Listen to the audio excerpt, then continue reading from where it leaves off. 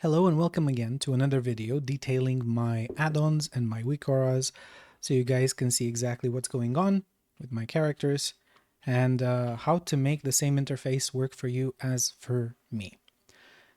Just skip ahead if you don't want to watch the video. You can just check out the album where I'm going to screenshot every single one of my settings for today's add-on, which is going to be for Bigwigs, which is a raid encounter add-on, just like DBM Deadly Boss Mode. So if you just want the settings, there's going to be an album in the description of this video. You can check it out, set it to those colors, set it to those things, you're done. If you want to do something else and learn how the add-on works, we're just going to watch the video and I'm going to explain what the functionality of it is and how you can make it do for more for you. Sorry. Let's go to interface, game, you go to add-ons. This is Bigwigs. For you to see exactly which add-on I'm talking about, we're going to do this and I will explain exactly what this is. This is where the bars show up. Again, this is Bigwigs, the add-on. Right now I'm running some test bars and then you're going to see some things happening on screen. There we go. And we're just going to go through all of this together and I'll explain how this entire thing works. So first things first, we go to customize. If you like the way it looks with those specific colors, change the colors. I don't remember what the background color of the bars was initially, but personally I didn't like it, so I made everything red on a background. The way this works, you've seen these color swatches before. You select the color that you want. You can copy the color. Then you can go to any other color and you can paste the color that you need, and it's going to maintain the same consistency. You can also pick a color by RGB codes. For example, I have the RGB code for my health bar here that you see. My unit frames, the Shaman one, it's literally the Shaman official color from Blizzard. Same thing with my details bar, it's the officially Shaman color. I looked up the RGB codes and I literally selected that. You also have the hex code here, the hexadecimal code next to the RGB code if you want to have a specific color. So just copy paste what colors I have here and you're going to be fine. I think this is the only one that I changed. The other thing, icons, this is generally where Bigwigs is going to assign certain icons to certain things, like for example ads that need to be killed before you wipe, or other kinds of things. For example, the cross here happens for people that get speared on top during the Iron Quan encounter. So if you are the target of a spear, you're going to have a big red cross on top of you. If you are the target of Arclight, which is the lightning status debuff where you cannot move and someone has to click you, you will have a skull. The output is set to Bigwigs. You can also probably make it output the messages that you can see in chat to different outputs, but personally I didn't mess with this too much. Some of them show in chat.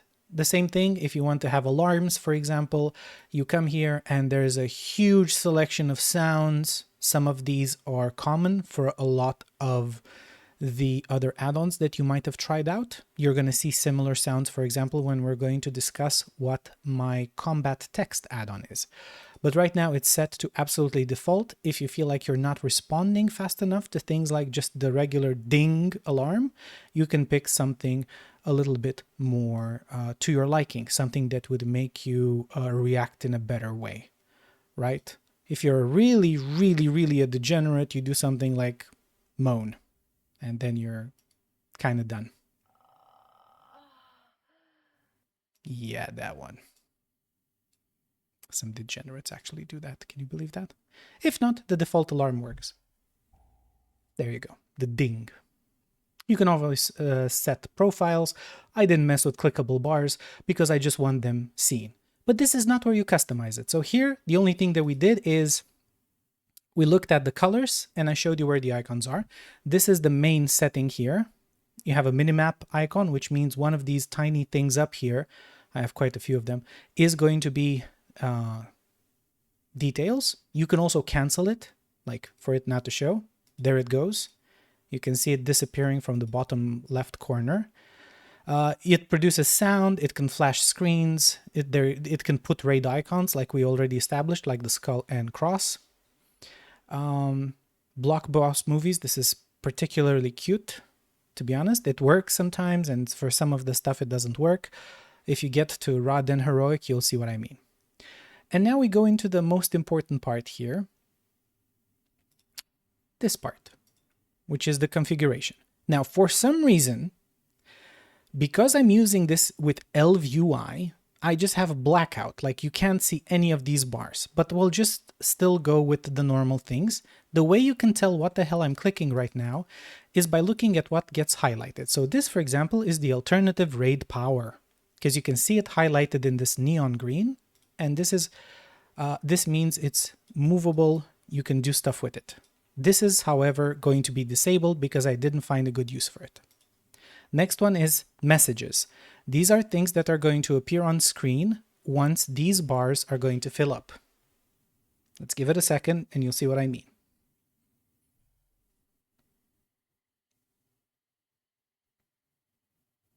There you go. The message is on screen. So this is the anchor point for messages. Once it's in this neon green, it means you can select it and move it wherever you want. The next one is going to be emphasized messages. This is for a lot more important things that get highlighted. It's very hard for me to show you an example right now because you have to do test bars until it hits something super important that can wipe a raid, for example, in one encounter, and then it's going to show up in emphasized. Suffice it to say, regular messages are going to appear under and emphasized messages appear above this anchor point. The most important one that you guys actually give a shit about is right here, bars and emphasized bars. I have it set to thin outline instead of none, because I think this again helps out a little bit with readability. I have it, the texture of the bars set to minimalist because you know that's what I do. And I have the style ElvUI. This is literally the only difference that makes mine look like this. The color is set from the other menu that I showed. That's about it. This is what makes it look the way it looks. You do a little calculation. You see that this anchor point has a little corner here down. That means you can stretch it or make it smaller. And this is going to also affect the size of your bars. You can also work here on scale to change the size of these bars. The alignment left means that the icon is going to be shown on the left. You can deselect icons if you don't want to, but you're going to have to do a refresh for this. It's not going to show up. You can deselect the time, and you can choose whether or not these bars fill up or they go the other way and they empty. I prefer the filling up style because that also gives me like a visual idea about how long do I have until something happens. And of course I read the timer on it as well. You can go the other way around and have the bars empty. Notice that on my bars, I have a transparent background. You guys know my little thing. So it's a transparent background. It's like 30% dark opacity. You can change it and I'll show you later where you can change this as well if you want to. And the bar itself is full color. So that's what I got going for me. There's also this other anchor that you can see here, which is emphasized bars. If you scroll down a little bit, you're going to see that you can enable emphasized bars. Emphasized bars, I'm just going to enable them to show you what the heck they do, is when a certain ability hits a threshold of, let's say, 5 seconds, it's going to move from regular bars to emphasized bars. Okay, so the part here is about 10 seconds, for example. So if you have something that happens every 30 seconds and you kind of forget about it because you have a lot of bars showing up during a boss encounter, maybe it's something complicated like Council where there's 50 abilities and 50 debuffs and a lot of stuff. If you want to pay attention to a certain one, you can make emphasized bars show up and it's going to be a counter from 10 seconds or lower. And that's it. You can also change this value. It says emphasized at. So if you want to, you can have an extra bar that pops up on a different part of your screen with larger bars, more colored bars, whatever you want. That's going to pop up at a certain interval of time to show you that something is coming, let's say within 10 seconds or less or more. You see you have an interval here from 6 seconds to 20 seconds where you can set it up. This one also has its individual scale, so if you want to make them like really, really, really big, you can definitely do that. Let's also reduce the duration here so you can see the movement, and we can press test again to generate some random bars, and you'll see what happens when it hits 6 seconds. There you go. Huge. Watch out with the font that you pick, because you see you can have this problem with clipping. The bar has to be a certain size to fit the name of the ability and the duration of the ability, okay? So you have to tingle with that until, because otherwise the name of the ability is going to obfuscate the duration, and you kind of have to wing it based on the bar color, which is kind of annoying. You see the bar fill up or empty completely and you go like, oh, so that's when it's going to cast. I don't like emphasized bars. This is also the same reason why you're not going to see emphasized cooldowns here.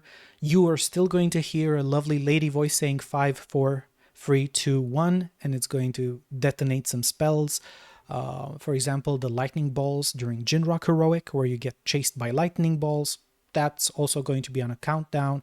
You don't really need to see it, you can also hear it. But if you play without sounds, you can turn this on, the emphasized cooldown, and it's going to do a cooldown before a big ability happens. Maybe that's going to help you a little bit more. Yeah, and the last one that's super important here is the range interface. A lot of people don't realize, but this little radar here saves lives, okay? This saves lives. Like, for example, on heroic twins, on consorts, you have to be in a specific range from other players. So when she's casting Celestial Barrage, you do not get hit twice, because on heroic it does about 60 to about 80% of your HP, and you can literally get one shot if you're within range. The same thing, very important for Iron Quan. When you have Rorschach, which is the fire dog, you don't want to have 3 people stacked up within 10 yards of each other. So the way you can also do this, you just press enter on your keyboard, you type slash, wait, actually, you know what, I'm just going to show you. Maybe this is going to be, oh, I sold some Trillium, that's so nice. So you do slash range 10, and you can have a range interface. Well, that didn't work. Sorry, I have my chat hidden for obvious reasons. I don't want to get certain messages. The command is slash range and then the value of how many yards. This one, for example, is set to 5. You can set it to whatever. Usually, if you're ever in doubt for this kind of thing, you would have to just go to the dungeon journal. I definitely recommend this. You go to Throne of Thunder, you select the difficulty, and let's say that I want to prevent the fire dog on Iron Quan. You go to Rorschach here and you go with Unleashed Flame. It says there must be at least 3 targets clustered, and it says that 700,000 damage within 10 yards. So you go to slash range space 10. And it's going to create a range interface for 10 yards. The reason why you're not seeing it right now is because I have to be in a raid or at least a party for that option to be available. But this is how you can check. And guys, you know what? I think that's kind of it. What other things did I want to talk about here? I think it's something to do with, yeah, you can also set profiles, and hold on, there's there's this section I almost forgot, which has been a disaster. This section, which is literally the raids themselves, okay? The raids themselves. What you have to do, you can select which boss you're looking at here. Yes. For example, this is Throne of Thunder. You also have a lot of like statistics on 10 heroic, on whatever. I don't know how clean it is at saving these numbers. You can always check the logs on Stormforge. You don't have to be here. But the important part here is you can look at when stuff happens. So for example, ionization. Jinrock the Breaker ionizes enemy players, attracting storm energy over 24 seconds. Upon removal, inflicts 450,000 nature damage to players within 8 yards. This is the debuff that you get right after the first pool. You can definitely put it in messages, which means there's going to be a message saying, hey, this bully gang member just got ionization on top of him. right? Or you can select only me. So it's only going to generate the message when it is cast on you. You're also going to have bars, for example, for this, which means it's going to show you a bar with the debuff ticking, and it's going to go off when it hits 0. You can also make emphasized things, which means it's going to show you a more violent version of it. I think it's kind of distracting, but maybe it's going to be important for you. It also has selected proximity display. This thing detonates within 8 yards. So let's say that you're in a pool here in the brown thing, and you have like 4 more seconds of debuff. You have to run out, and you have to make sure that wherever you run out, you are more than 8 yards from another player that also wants ionization to go off, that it's going to detonate. Otherwise, you're going to hit each other and you're going to die.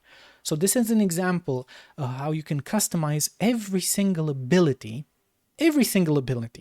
for every single encounter. So the question is, what are you guys playing? If you're playing a tank, you will want to tick all 3 of these things immediately, because these are going to affect the quality of your encounter. You have to know when the off tank needs to take the boss from the main tank for purposes like getting thrown, getting the stun, getting static wound supply, or getting static burst. But because I'm not a tank, I don't care, so I just untick them. The solution here is have a very clean interface and minimize any abilities that you don't care of. I'm not a tank, so I just don't tick things that say tank alerts only. If I was a healer, I could potentially keep one of these in a situation where you say, wow, the tank is about to get 50 billion damage. So for example, let's say that you're playing on Jikun Heroic and you have a tank and he's about to get his 4th claw from the boss, the big badass ability that has a stacking debuff that increases the damage done to that specific tank. We go to Jikun, we go down here, it's called Talon Rake. See, even the add-on says tanks and healers alerts only. You can tick this and it's going to keep a track of how many Talon Rakes a tank gets. The more Talon Rake he has, the more damage he's going to take. I personally don't give a shit. You can also have flight. It's going to show you how many seconds you're going to be in the air, and it's going to show you like a countdown when the flight is about to expire, basically, so you know you're not going to fall out of the sky. Other than that, I usually untick, for example, boss death, because I really don't care. If there's a record kill by my guild, we're going to see it on the logs on Stormforge. I don't need the announcement and the generation of another message for this. I'm good. So the first thing you should do after you make it look the way you want it to look, you go through these abilities and you decide if they're important for you. Let me give you one more example of what you can do. So ionization is a debuff. You see there, 450,000 nature damage, so you have to use a CD on it, and it's a magic effect. If you're a rogue, you should never ever get this, like in your life, because if you pop an immunity right before the boss casts ionization, it can no longer target you. So basically, if you're a rogue, you cloak 1 second before he finishes casting ionization. If you're a mage, you ice block. If you are a DK, you AMS, etc., etc., and you're not going to get it. So you can even tick this off if you're the kind of class that can get an immunity. Same thing, for example, with hunters. You can definitely deterrence it and it's not going to affect you. And that's going to minimize the movement that you make, which is going to increase the damage that you do, no matter what class you are. Same thing if you have another immunity or you got lucky and you didn't have to use it, you can potentially just ignore Lightning Storm completely and sit in it for the entire duration of, let's say, Cloak of Shadows. So yeah, this is the next step. You guys will have to customize all of these and see if things are interesting or important for you. Like Dire Call, it's on a cooldown. Every time Horidon does Dire Call, he does increased damage. So maybe this is one of those things you have to take care of, because you might have to use personal CDs if you're a DPS. You definitely have to see what this is, when this is going to happen if you're a healer, so you can precast heals, like a chain heal or something, or an efflorescence. For everyone else, like if you're a tank, I don't think you really care that much, because you're going to take the least amount of damage from this specific mechanic. Yeah, you just go down here and you just select and deselect. I even have quite a few things that I really don't give a shit about, like fireball. This only works if you put it on focus. It says focus targets alerts only. So if you have at the Amani gate the casters that cast fireball, if they are not your focus target, sorry, I misclicked my mouse wheel. This is my focus target underneath, you see? Like target is above and focus target is right underneath in the same position. If they're not your focus target, this is not going to show you their casts. But don't worry, for casts and other interrupts, we're going to have a look at the nameplate add-on that I'm using, which is tidy plates. We're going to make a separate video about that. That's about it. I'm not going to make it any longer. I'm not doing this for any kind of like attention or anything. I just want players to play their best. I want almost every guild that you have on the server to kill things on 10 or 25 heroic. I want the community to get better. For this purpose, I will help you as best as I can with everything that I got. If you see me in game, whisper me, ask for stuff. I will do my best to answer. Thank you so much for watching this video. Again, this was about Bigwigs, which is a good alternative to use to deadly boss modes. I prefer it. Thank you for watching. Good luck with your raids. And let me know if I can help you with anything else. Yeah, don't be afraid to chat in game, on YouTube, wherever you want. Have a good one.